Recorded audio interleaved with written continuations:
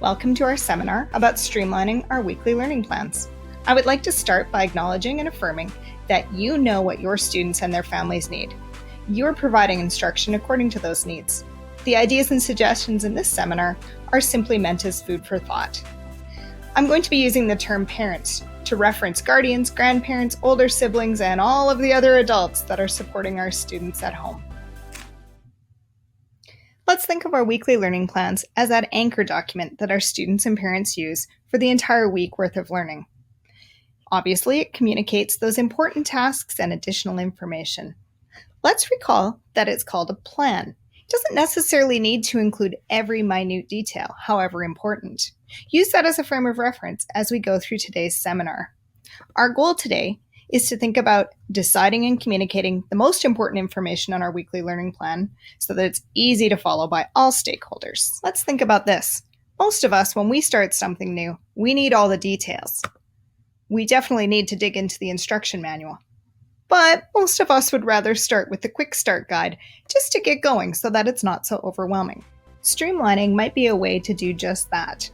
We can make decisions about the key content and the most important instructions, and then organize them visually and present them in a way that everybody feels that they can use them at the outset.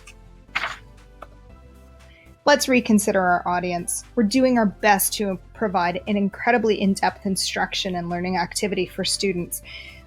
And many teachers are hearing that this is very much appreciated. Is it possible, though, that some students and their parents can't currently process that much information on one document, and they're either too polite to let us know, or they simply disengage? Behind every activity is an incredible amount of thought, detail, and instruction. Streamlining doesn't mean that we remove those details. We simply make choices about how and when they're shared. In short, if families are overwhelmed at the outset with the amount of print text on your weekly learning plan, they might not take advantage of that incredible detail that you've included. Again, you know your family's best, so please do what works for you. However, please don't feel that your weekly learning plan needs to be 15 pages of print text simply because that's what's working for our colleague students. Which would you rather read? Well, as the days grow longer and the bike path calls, most of us would rather read the quick start guide on the right.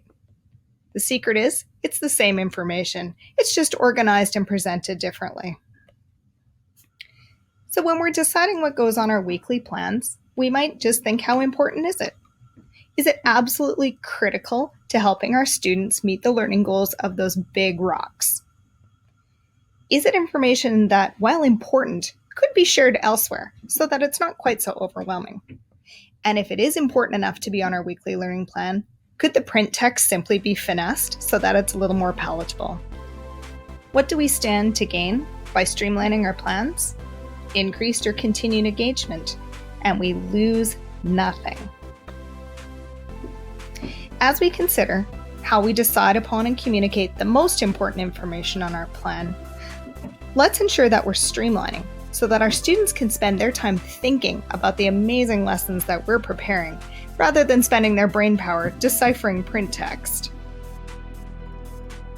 So thank you in advance for pursuing what makes peace and for mutually upbuilding our entire learning community.